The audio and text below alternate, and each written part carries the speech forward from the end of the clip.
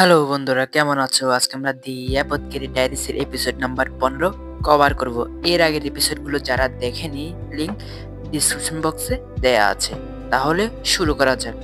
এই এপিসোডটির নাম হলো র ফিশ। পর্বের শুরুতে আমরা দেখি যে মাস্টার গাওসুন মাও মাওকে একটি পুরনো মামলার কথা বলে, যেখানে কাঁচা পাফার ফিশের মাধ্যমে বিষক্রিয়া হয়েছিল এবং জানায় যে সম্প্রতি একই ধরনের ঘটনা আবার ঘটেছে। মা মাও তার বিষ ও ভেষজ বিদ্যার দক্ষতা কাজে লাগিয়ে তদন্ত শুরু করে। ভুক্তভোগী আমলা কাঁচা পাফার ফিশ খাওয়ার পর কোমায় যান।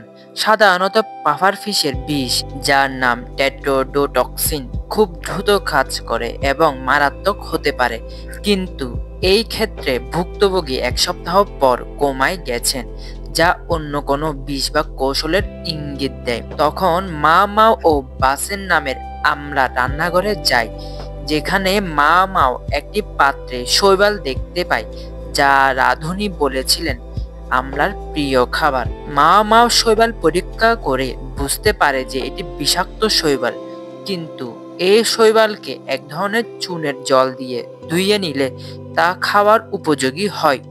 গ্রামের লোকেরা এই প্রক্রিয়া জানত, কিন্তু রাজকীয় প্রাসাদের রাঁধুনিরা যেহেতু ধোয়ায় প্রক্রিয়াটি বাইরে থেকে আসতো, তাই তারা তা জানতো না।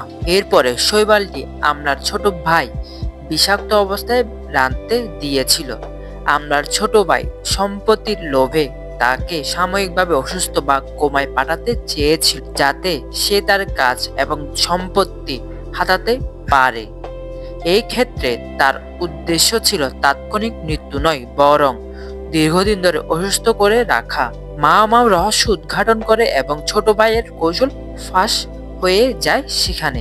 এই পর্বে লাখান নামের একজন রহস্যময় এক চোখের চশমা পরা সামরিক কর্মকর্তা প্রথমবার সরাসরি মাস্টার জিনসির সাথে দেখা করে। বন্ধুরা, এটি সাধারণত পর্বের শুরুতে হয়।